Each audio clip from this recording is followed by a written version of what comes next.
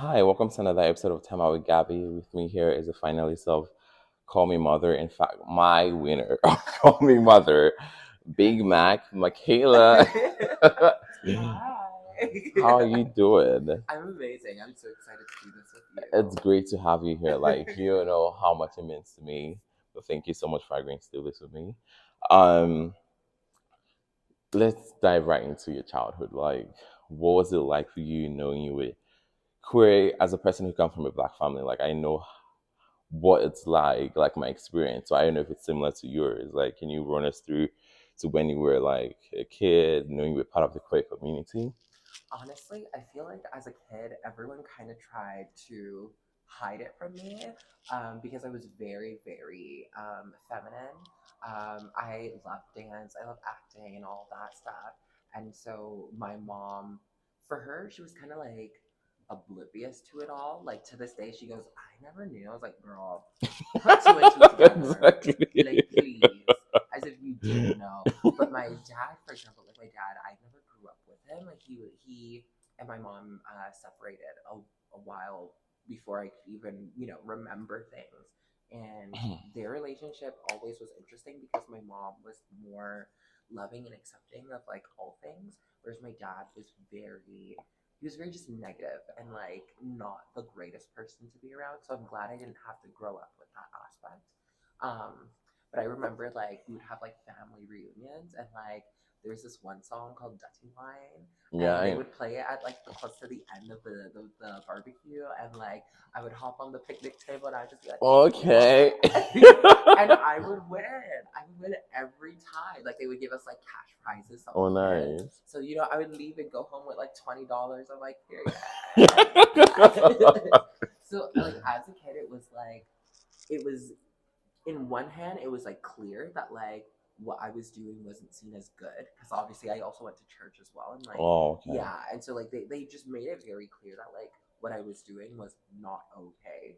But at the same time, I feel like my family kind of because of how young I was and they didn't want to label me right away. I feel like they kind of like joked around and was just like, "Oh, this is gonna pass." Like he at the time would grow up to like not be what we think that he is going to be. Yeah. Oh my god. So like I mentioned earlier, I went to your page and I saw your high school pictures. Like you mentioned, you were into drama, dancing, acting, everything. Like, what was high school like for you, knowing you were different? Like, how were you able to um what's that word? Adapt to your peers. It was interesting because I went to a school in Toronto called Earl Haig Secondary School, and it's a it's a school like a regular collegiate school, but they have like an arts program within it. So I Okay. was a drama student for Oh no. 4 years. Yeah, she was a theater girl, and I Right. also got like I took dance for 4 years as well, and Oh like my that was my god. first professional training. Like I took ballet classes, jazz classes, contemporary, and all that. So like I finally got like all those dance classes that I never got like when I was younger, and because I had like the roughest part of my life. I always say it happened twice, but the first time it ever happened was like in middle school. So going through all of the things that I went through throughout middle school, and then finally getting to go to high school, it was just like this is my time to not be afraid of like Yeah. who I am. And so my peers, I would say, like the peers who I would say who liked me, they were very appreciative of who I was and like they made sure that I felt comfortable and that I felt confident in who I was and I was so confident. I felt good in who I was. Like that was like when I really started figuring out who I was as a person, and that's when I ultimately came out as trans. But like I I think like my high school experience was so amazing. It was just the family aspect. Like during high school I got kicked out of my own home twice, once when I was in grade 10 and then once when I was in grade 12. And both times it was just like, it was hard because when you think about it, when you're in grade 10, for example, you're like 15, 16, Yeah. like 15, 16 is like, you're close to becoming an adult, but you still don't understand um, all the aspects of the world. And I always say that queer people and trans people are forced to grow up a Yeah. lot faster than their cis peers. And like, it's true because I literally was forced to become my own parent guardian, my own, friend, my own family. Like, I had to rely on myself for everything. So I loved high school. It had its moments, but I Here really you did. are. Yeah. And I believe you went back to perform, right? I did. Yeah, they recently just, well, I didn't go to perform. They recently Okay. had me back to teach a workshop, Oh, nice. which was really, really cool. It was the first turnout they had with like a large amount of students showing up. And this is like before school. So like people woke up early to Oh like my God, to come get there, on. right? So I was super appreciative of that. And then I also went back again to do kind of just like a talk. So I like talked about my upbringing. I talked about my time at the school, what I have going on now. And like you could tell how much it affected all the other students. Like I always say, everything I've gone through is just a testimony for other Yeah, people. yeah. And I can use my story to reach other people. And you never know what everyone else is going on. They can find a way to connect to that story and be able to be like, I understand where she's coming from. I understand where she was. And I'm going to try to apply that to my life so that I can get through that thing. Yeah. So when was drag for you? Like, what year did you start drag, and what age did you start drag? Cause Mac, we have a lot to talk about. I honestly, I feel like I came out of the womb doing drag. Like, I feel like there was, girl, I came out of the womb Exactly. like, yes, girl, come on. But no, truly, I started drag when I was 16, I believe.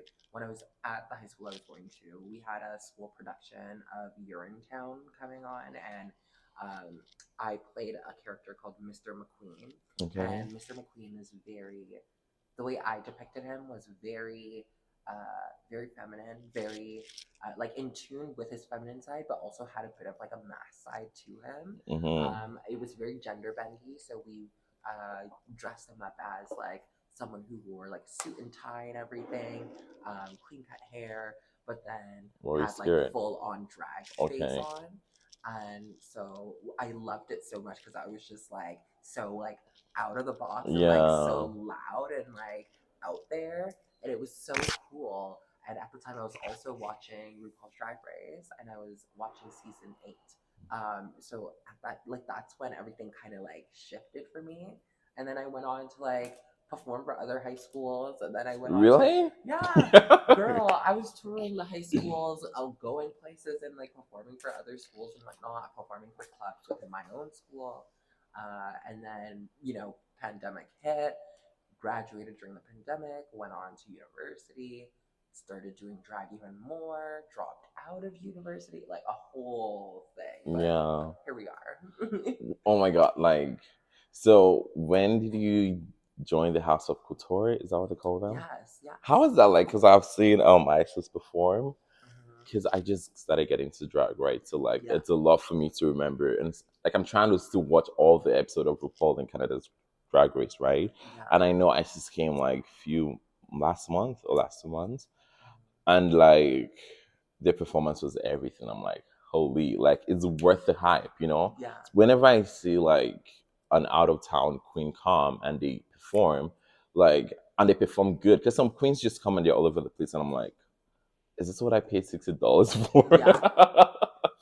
No shade. Girl, I get it. I get But it. like yesterday was really like I could tell like majority of the queens there, out of town queens, were like it was worth the money people paid Yeah. to see for. Like, thank you all. So when was that breakout? Like, how did it come about? So I met my drag mother Isis Couture on Drag Race. So I was I was at home. I was just doing my drag thing. Like I was, just doing things online and whatnot, trying to make a presence. And I got an email from a group that I never, like, they had like meetings and everything, like every once in a while. Didn't go. Just because I was not feeling like interacting with other people at that time. And then one day they sent an email, like a blast email to everyone, and was just like, um, we're looking for like teens who are between this age and this age, and at that time I was 18, so I was like Yeah. perfectly like at the like perfect age. I literally turned like 19 a month after that, so like it was perfect. I was like the right timing, Yeah. and they needed like my ID to confirm that I was actually the right age and da da da. And I didn't. They didn't say what it was. I didn't find out what it was until it was either just before the interview or after the interview, but we had an interview where they talked about like my story and my connection with drag and all that. And then I got on and I got to do the that challenge with Isis, the prom makeover challenge. Okay. And we just created such a bond. Like she was just, I seen so much of myself in her, and I could tell that she could see so much of herself in me. And it was, I don't know how to explain it. It was just so beautiful. Like it was Surreal, like, yeah. right? It was truly, it was like the first time I had met someone where it was kind of like those moments where, when, like two people who look the same, where they're like, oh, Yeah. yeah, literally, that's what it felt like standing up next to a mirror and just going, Oh whoa, yeah. Oh my you know? god. And yeah, we just like hit it off, and she accepted me into the House of Couture. And I actually didn't take on the name until maybe like a little while after the episode had aired, because I was also a part of the ballroom community. Oh, in Torino. Yeah, Oh yeah. my god. So I I, need to visit. girl, I I'm need to telling visit. you, I'm telling you, the ballroom community is just so amazing. I love it truly. And so yeah, I ended up taking up the name, and they all have been so lovely and so supportive. Like Isis will give me her wig. Like I was wearing her wig the other day. She'll hand me down some wigs, some costumes. Kimmy would like spill the tea on Oh who my to talk to, god. who not to. Like the whole house, like as a whole, is just so amazing. And I So think, fierce. yeah, truly, truly, it's such a like we're such a gaggy house, and I'm so proud to be a part of that. So I believe a year ago, around this time a year ago, you were on Call Me Mother. I Like, was. can you walk us through how you applied and how you got in and what your experience was like Oh there God. to becoming a winner, a finalist, my winner? Oh, that was honestly, I always say, I always say that I kind of regret doing it, but here's the story into that. So, um, essentially, I was just at home doing my thing. I seen the Call Me Mother posting, and I wasn't gonna do it. I didn't want to, and then they had reached out to me a few times, like saying like, "Hi, we would love to have you apply," da da da, and I just like ignored them every single time they emailed me. Was Mhm. just not interested. I knew it wasn't for me. I had heard some things that I couldn't connect with, and so I was just like, you know what, like it's fine. Like I'm not gonna do it. It's okay. And then my manager reached out to me and said, "Oh, like they've been like begging for you. Like you should do it. Like I know you would get on it." It's like I know I would get on too. Right. I just don't want to. But nonetheless, because he kind of persuaded me, I did it. And so I did it. I went on, and being there was just it was exactly what everyone told me. And I knew in that moment, I was just like, oh, you Yeah. fucked up. But honey, I like you left the footprint there, right? thank So you. Oh, for sure. I feel like and a lot of people have said that like there's something about that season that like I would say the top four as a whole kind of like shifted what that show was about, yeah. yeah. And I think also with like me being so loud and honest with like things that were going on, right now that show is not filming, and they would have finished filming by now. Oh, And so I don't want to say I shut down that project because it's still in the works. Like they're yeah. still figuring things out to get it together, and I want them to be able to get it together. I just want to make like I want them to bring on queer people, not to just like parade around like monkeys, but also be able to like actually tell their stories, not get them there, tell their stories, and then cut everything because everyone had no personality. Yeah. No one had any personality except for the person that they showed winning in the end. And it was like I knew who was gonna win by the second episode just on the way they showed it. I didn't know who was gonna win once I was leaving. But once I seen that like second episode, I was like, oh, okay. I think I I felt the same way too because we had the viewing party. Hmm. for Pepe at Evolution. And then I know, I think, I don't want to sound shady, but like, I think the winner is, how do I word it? So there was an episode where the winner was just being goofy and hilarious and everything. And then the winner advanced. I think that was when they Yeah. advanced to the top four, where you did the chain. Hmm. So when the winner advanced, I was like, how on earth did this happen? Because one, is a do fans vote? It was no, not a fan vote at all. So I'm There like, is no fan vote. No, I don't think they would ever do a fan vote. I think they wouldn't do a fan vote just solely because they know that like if there was a fan vote, I do know that I would have won. And I don't really I the thing is like I feel like if you're gonna have a drag competition, I understand that you have a story to tell and that it's not going to be 100% truthful. But I would have liked to be able to leave actually learning something. Like I don't feel like I would get critiques and the critiques just didn't like they were just so like they didn't help me with my grow, yeah. yeah. For me it was just like, oh well, I just feel really crap about myself and thank you. Thank you so much. Like every time you step out was like a new look, was this, you're giving this, you're telling a Yeah. story, Hmm. and Pepper as well, because I believe Pepper did the Marsha P Yes. story too, and I'm like, I don't see how this happened, like how this should turn. And I'm not saying this because I'm a dark skin, right? But I'm just saying because that's what I'm seeing. Hmm. We can't go for a talent show between Beyonce and a dance competition between Beyonce and Taylor Swift. I know Taylor Swift to win, but like in real sense, we know who is supposed to win, right? I So I think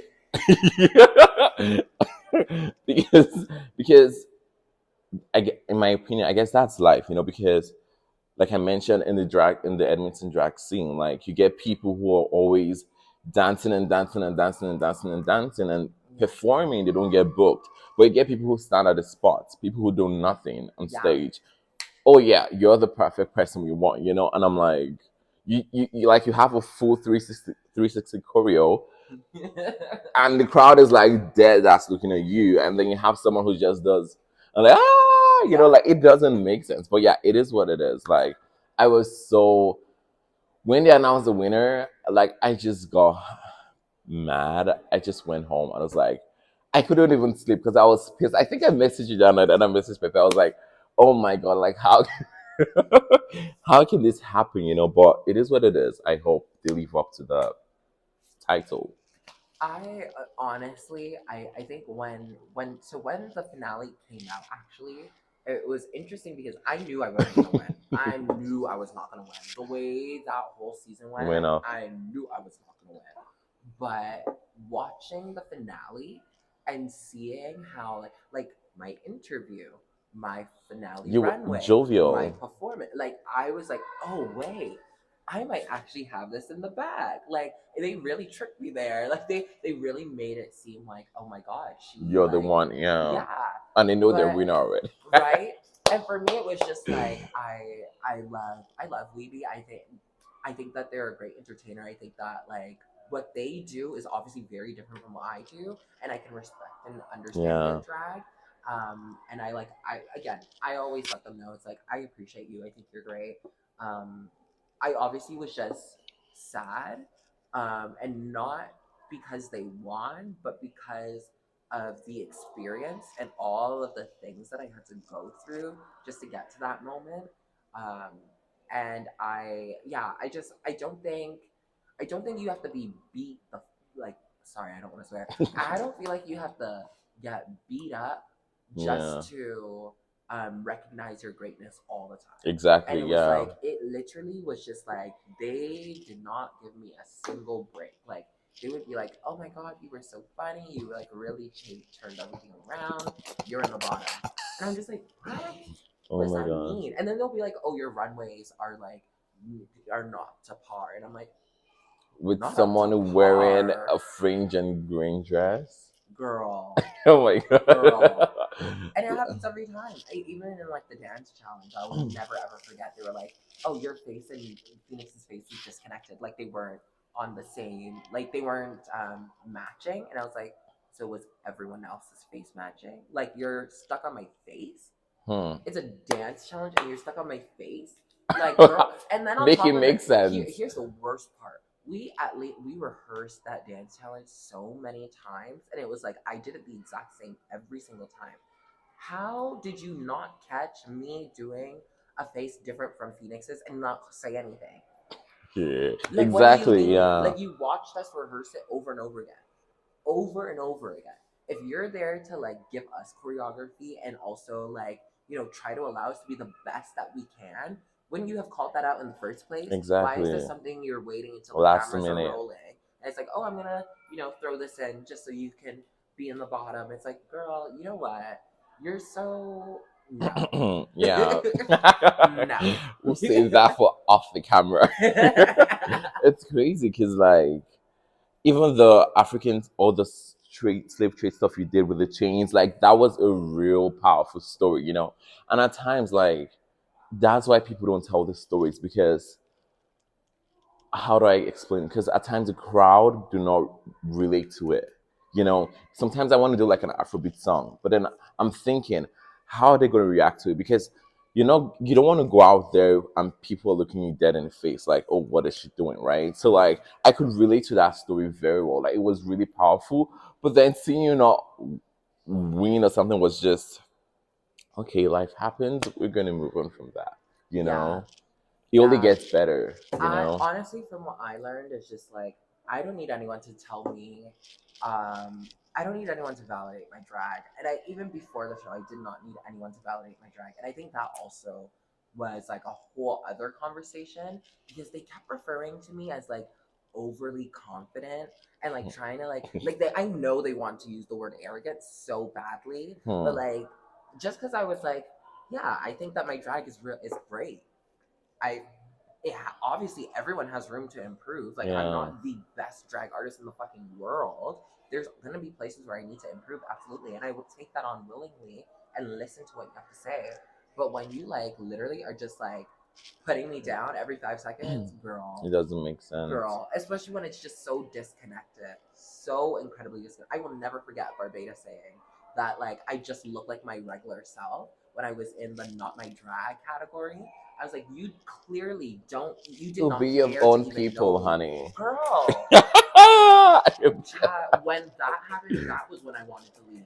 That was when I was so ready to leave. I was like, I am done because you guys are a joke. You're a joke. Yeah. Hmm. So that show for me is not for me. I don't like it. I wonder what Pepe experience is gonna be like. That's the way Pepe is in the show. It's crazy. Well, yeah, moving on. So I noticed you have burns from like I saw your story. Like, how did that come about? Oh, I had laser done, and I recently just had my hormone dosage bumped up, and I forgot to. I don't want to put if it's okay. I don't want this in just because it's Okay, something let's that I'm not talk still about it okay. then. Thank Yeah. you, because it's still something that I'm trying to figure out legally, and I Yeah. don't want Okay. to be Great. able Yeah. to put that Yeah. information out. So, what's it called? What would you say is your favorite performance? My favorite performance that I've done. Yeah, ever. That's a hard question. Because Honestly, when you're so good, like you well, can, no, not even that. It's just like there's so many performances that you I can't even was like, remember. I'm more no more so that I'm just like I'm so proud of some of the like I have like a lot of proud moments that I would love to mention, but I think if any performance is like one of them that I'm just like my absolute favorite and I can watch over and over again would have to be my debut performance for Toronto, like for the once I was finally of legal age and I was doing stuff for the adults, because again, I was doing things just like Kids, for yeah. teens and kids and stuff prior to that. But my debut within like the adult drag, scene at Playdate, which is a show that happened in Toronto.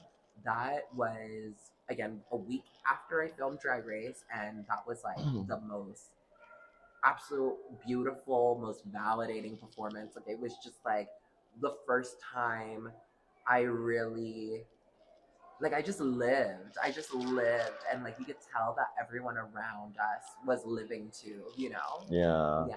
Like Yeah. So, what's your least favorite performance then? I don't have one. I Yeah. just I don't believe in having like no like honestly there might obviously be oh you're lower. Yeah, it's good. Okay. Yeah. Well, I honestly like I've had like performances where like I've forgotten the words or there's like a performance that I have. Okay, I guess I'll use this. So in Toronto we have something called Drag Ball, which is put on by Pride Toronto. And last year I was really really tired, really really burnt out, was Hmm. really frustrated, and I to like feel you. yeah to like calm down that frustration, I had a bit of weed, and that weed made me completely just like blank. And that was probably the worst performance I had ever done, but it taught me so much. Like it taught me like I need to take care of myself. I need to make sure that I'm not getting intoxicated or high before a performance. Yeah. Like little things, like it just taught me so much. Like I literally every single time I have a bad performance, I just take it as a learning opportunity, and I try not to see it as anything negative. Yeah. I feel like Toronto is like this happening place where things are really happening. Like it's alive. Like you can get your foot into any place. I can't wait to experience that in Toronto soon. But what is your thought about what's happening in the States with all those drag bands and no reading of no storytelling time for kids? uh, it's sad and it's tragic only because it's like there's a conversation being had about protecting the kids, and it's like that's I hate not when they say that. Jesus, right. it It's like it's triggers not me. Yeah. real. It's not like it's literally not real because there has never been a time where I as a drag performer have done drag queen story times and even have had the thought of touching a child. Like I girl, if anything I want them to sit down, please Exactly. sit down, listen to me Oh my read. god. We'll laugh, we'll clap and all that. Like I don't understand where that It's idea or coming perspective, from. and like for me also it's like sure, I've seen videos where it's like this is actually not okay. I understand and I have seen those videos and there's no way of being like, oh well, da da da da. Like there are some, individuals who we just need to be like, hey, you're a person of the drag community or you're a person of the trans community that has done something wrong. You do not you do not reflect all of us. However, you have done something wrong, and therefore you, as an individual, need to be told that what you've done Exactly. is wrong. Yeah. But then to be like, oh, every Generalizing it. drag person, every trans person, like you're all bad. It's just like, girl, please, I please. was on Twitter yesterday, and then I saw like CTV News for Edmonton posted something about the drag fest. I think they posted it twice or something. And then the comments was just going crazy, and I'm like, I'm not even gonna read it. I'm just gonna Yeah. go sleep because I don't have the strength for I've this. stopped reading the comments on things. I like anytime I have like a campaign with a company or anything, I just don't read the comments there because It's there's not just worth it. no. It's Yeah. not worth it. It's really what's the point? You know that you'll be bothered by that one bad comment, so I just refuse. Or if I do see it, I laugh at it. I try to laugh at it as hard as possible. Right. If I need to laugh and cry at the same time, I will laugh and cry. But I try to just like not engage and just you know it's whatever. Anyways, thank you so much. I don't want to take much of your time. So you don't miss your flight. Thank you so much for being on my show. Where can we find you on Instagram? Absolutely. You can find me on Instagram at Makayla.couture. That's Makayla .COUTURE. Period. Thank you so much. See y'all next time. Bye bye. Bye. It's not stopping. Oh my god, bitch. I'll just stop it.